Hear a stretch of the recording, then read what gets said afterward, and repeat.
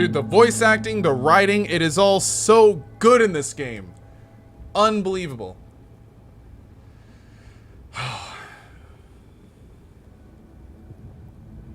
They reap, we sow. Dreams, thoughts, visions, they are everywhere. But the principle is always the same. They throw a tainted seed into a fertile ground.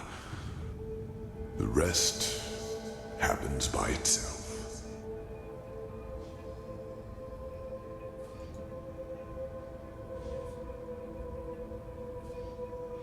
So what you're saying is that without our assistance, the High Ones would be powerless, that the cleansing would never happen? Just think for a moment. When did the High Ones ever do anything other than manipulate you? Did they ever physically influence any events? They incited the Naramis to march against you, and time and again confirmed the righteousness of both your causes. All they told you, all they showed you, was what you wanted to hear, and what you wanted to see. And yes, if you, Tealor Enderal, his order, and the Naramis had never acted, the cleansing would never have happened. Well, and there really is no reason for all this. Wait. Okay, let's do this one. Maybe there is, but if so, I do not know it. But the more turns of the cycle I witness, the more I get the impression that it is some kind of trial. A cosmic game, woven by powers we have not even come close to comprehending. Huh. Maybe this There's that relate or that wishful nod to thinking, game again. to give all this pain a meaning when it does not have one. Maybe the High Ones are simply a law of nature, a concept, and we give birth to them by believing there is such a thing as an ultimate external enemy in the first place. The eternal struggle with ourselves. Perhaps that is just part of what it means to exist.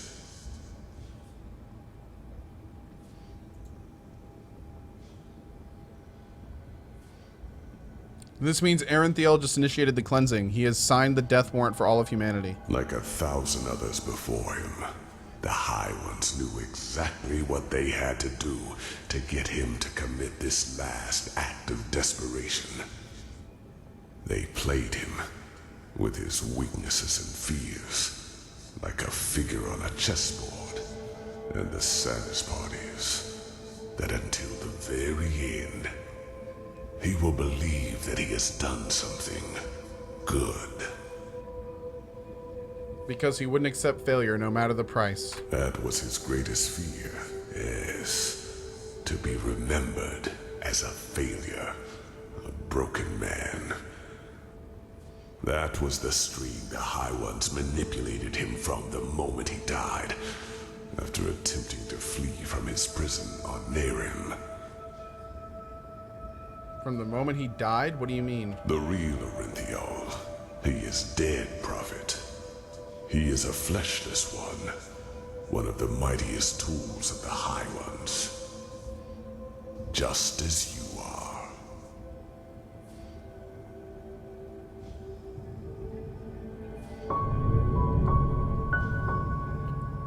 I am dead? Then what is all this, an illusion? I wish it were. The methods of how the High Ones influence us are plentiful, and the Red Madness and their ability to enter our dreams are not their only means. Their mightiest tool is the creation of projections, fleshless ones, or emissaries, as they are also called. If a person dies, and if this person has one last unfulfilled wish, a compulsion, then the High Ones have the power to create a projection of him, an immaterial image of the deceased, which thinks itself real and is perceived as such. What no one notices, not even the projection itself, are two things. Firstly, it is driven by this last unfulfilled desire. Secondly, it becomes an idealized version of its former self, almost tailor-made to free itself from the last compulsion, that ultimate scourge. The daughters of fishermen become warriors. Broken generals become charismatic and driven leaders who seem almost too determined to be real. You are one of these projections, as are all of the emissaries. You are a fleshless one, a spirit searching for liberation from something. I do not know your past before you came to this land, because before you became the prophet, you were insignificant. But what happened to you and your friend on that ship? You never survived it. You drowned in the Red Sea, and in that very moment, the High Ones entered your mind and made you into what you are today. And other than myself, the High Ones knew your compulsion, knew the desire that drove you. Whatever it was, it made you predictable, and it allowed them to play you, just as they played Enderal and CohhCarnage. Do you see it now? Every dream the High Ones sent you, every time they appeared to you, they all had but a single purpose: to feed your self-image, to push you in a certain direction. They wanted you to play the game for their purposes, and they succeeded. You read the echo of the future, as other prophets did before you. You helped Enderal reconstruct the beacon, and led him to the north. Well, damn! When he saw that it would be taken away from him at the very last instant, his fear of failure led him into doing what he did.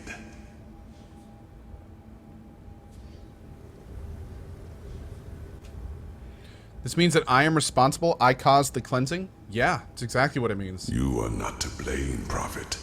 You did what countless others did before you, and you did it because you thought it was the right thing to do. Only one thing is different. In all the time I have been here, never before did a projection realize its own nature. You were meant to dissolve like the rest of mankind. Yet, here you stand, and I tell you the truth. This was never meant to happen.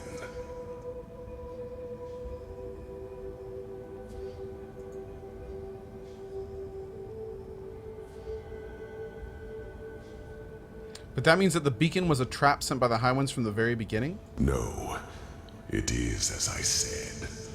For as long as this cycle has existed, so has the beacon. It is an element of the game, and it has the power to end it, whether in favor of the High Ones or in favor of mankind. Yet for as long as I have been trapped here, the latter has never happened. So the High Ones wanted us to reconstruct the beacon. They made me do it? They gave you impulses. Okay. Nudges in the right direction. Those who know a person's past know which strings to pull. What about the ancient starlings? They managed to flee the cycle, didn't they? How? The Starlings, in their time, were called the Yalam Rashi. And yes, they manipulated the game in their favor. Their goals were similar to mine when I created the Goliath. They were a small circle of highly intelligent craftsmen and mages. And just like myself, they did not think the cycle could be won by the beacon alone. So by unknown means, they fled into the sky and created something that protected their city from the cleansing. But what happened to them? Are they really the ancestors of our starlings? Yes. But knowledge about their history is sparse, since the Star City was almost beyond the reach of my eye. But I know that its first centuries were glorious. The Yalam Rashe lived in harmony, and their society was the pinnacle of all that mankind could be. With time, however, their population grew. They became too numerous for their small city, and so they invented their golden rules, which were supposed to control their growth. Having children was regulated now, and those who were found guilty of a crime were punished heavily. The worst sentence was being exiled. The convicted were robbed of their memories and sent back to Earth. This is where the starlings of your world come from, do you see? And this is why they all feel this longing to return to a far distant place in the stars. It is an ancestral memory. That explains a lot, but what happened to them? Why was their city deserted? I do not know. As I said, my knowledge about the starlings was always limited. All I do know is that one day they were gone. I could not feel them anymore. By that time, their society had become but a shadow of what it once was. But whether they destroyed themselves or left for someplace else, I will never find out. Damn. Hey, what's going on, Bike Man? Hey, Kieran. What's up, dude? Maybe there's a reason for all this. Maybe we can stop the cleansing. Oh, stop it. No, it is too late for that. By the name of the sun, it is so ironic that the veiled woman did not lead you here earlier. It is over, Prophet. You are strong, but regardless of how long your power can protect you from the light of the cleansing, eventually you will dissolve too. Even if... Wait. No. Maybe you are right. Maybe there is a way. What way? But no, it would be pointless. What would be pointless? Why? Forgive me, I have to think. I've got to Yes. use my head and think. There could be a way. What I told you is true. Here on Earth, you would not survive the cleansing. But there is one place where you could. The Star City. I know that you brought something back from your journey there. The escape pods. And I know that they can also take you back there. For I have seen the Yalam Rashe, the ancient starlings, do so. Whatever has protected the city over all these millennia, it would protect you too. Yes, you could survive it. By the face of time, you could. So I could be the last human on Earth that's actually already dead. I'm just a projection of some... Wow, what a great way to live out your days. All alone, knowing that you're dead. You want me to flee, but to what end? You wouldn't stop the cleansing. No, it would not. But that is irrelevant. You are fleshless, a projection. And just like me, time cannot touch you. Age cannot kill you. And thus you could succeed where I have failed. You could wait for the cleansing to be over. And then create a new humanity.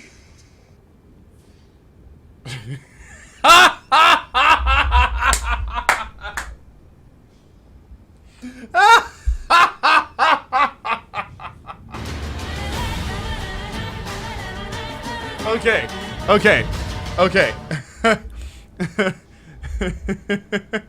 So what made me laugh so much there is in my mind, I'm sitting here listening to this guy, and I'm highlighting that part that says about endless of time, and I'm thinking in my head going, do what? Like, do what now? Do what? And then this popped up and it was like dot dot dot. Do what? I'm sorry. I was literally saying that in my mind. Do what now? You want me to do what now? Create a new humanity. Thanks, babe. It is only a matter of time until the new turn of the cycle starts. I'm New right at life the end of will this come really forth. big game. First, I'm always at the life, end of a really big game, I know. then human. And just like the civilizations before them, they will also fall victim to the High Ones, because they will have the same weaknesses as we do. But not with your help. You could be a god to them. You could guide their ascent. You could shape a mankind free of egos and weaknesses. Yeah, okay. And by doing so, you would deprive the High Ones of their power. Just imagine, in this new world, there would be no need for a beacon, because the High Ones simply would not have any strings to pull on. Mankind will defeat them by becoming superior.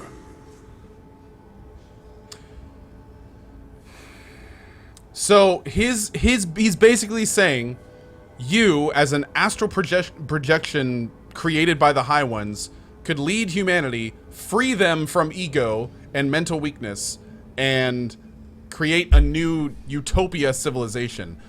No pressure, dude. No pressure.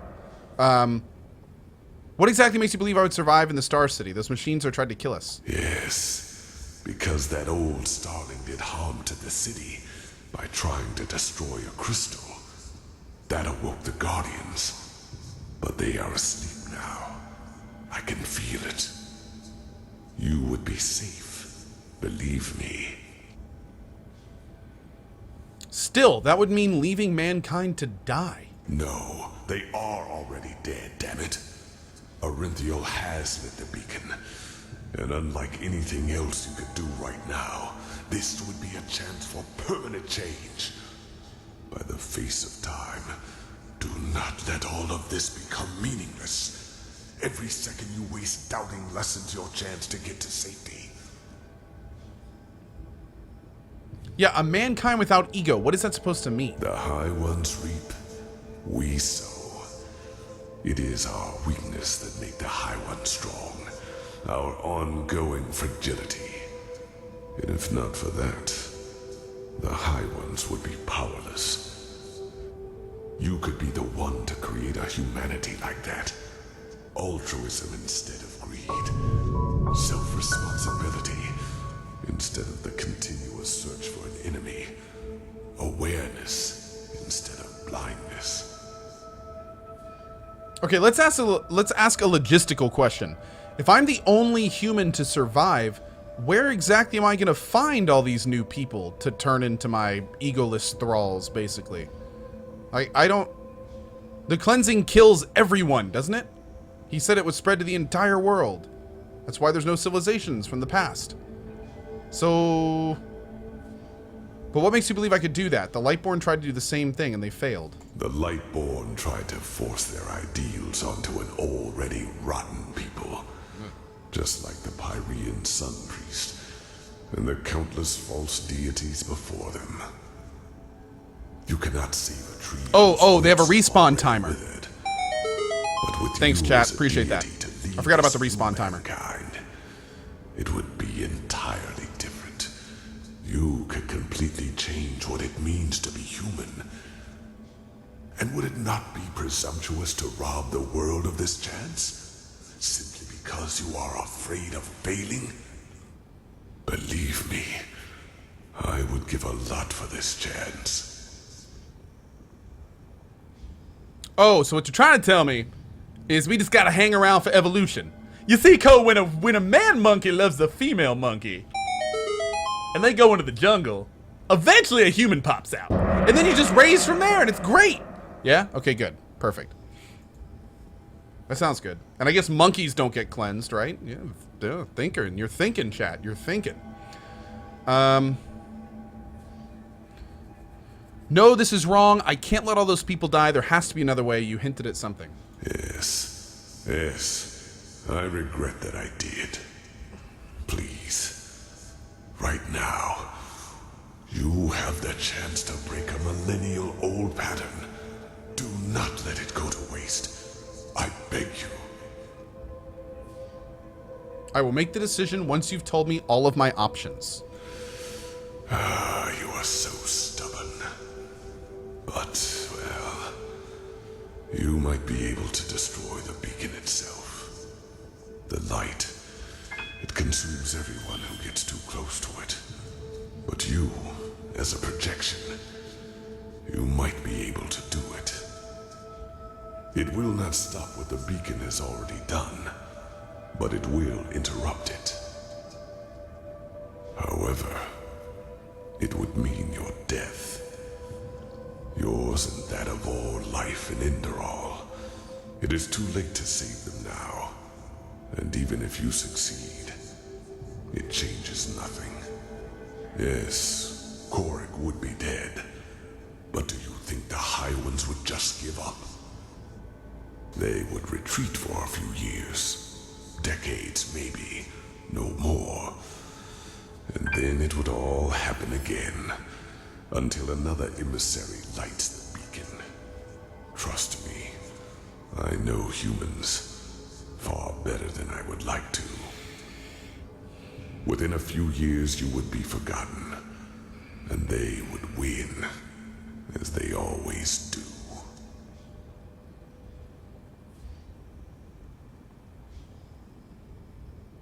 Not if someone were to tell them everything that you just told me. Not if someone could flee. And who would that be? Even if there were someone, do you think anyone would listen? If he were to tell them that humanity itself is to blame, that the ultimate enemy does not even exist. Well, that's not really true. I mean, the High Ones manipulate us to, like... You are delaying the inevitable, nothing more. And you are throwing away a chance, which we might never have again.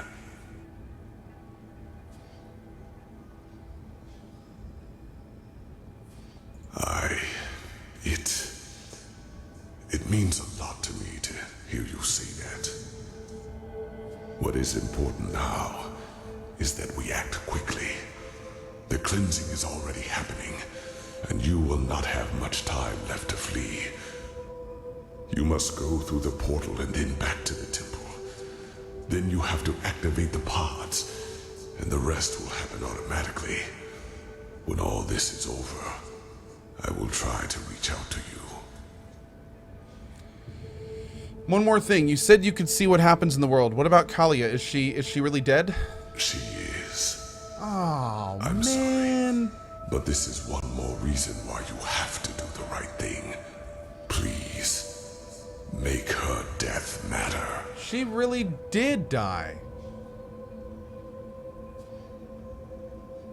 Poor Kalia, man. That was such a crappy way to go. Good, then this is it. I'll try to get back to the temple. Yes, and hurry. You will feel the light as soon as you are back on the surface. And given time, it will consume you. But you will succeed. I feel it. There is one more thing I need to ask of you, however. He's gonna ask for me to shut him down. Shut me down. I want you to shut me down. Yeah. Which is weird since he just said he was gonna try to find me after the cleansing. But we'll let that one slide. Shut you down? You mean kill you? Yes. I want to finally rest. Please do not try to convince me to do otherwise. All that. I do not want to be a part of it any longer. I have not wanted to for a long, long time. Please. inches in front of you. That was how I connected myself to the Goliath. It will cut the connection as well. Do it, and then go. Go and fulfill your fate. Yeah, considering you might help me, I don't think so. Let's see what happens first. Let's do a quick save. Here we go. Thank you.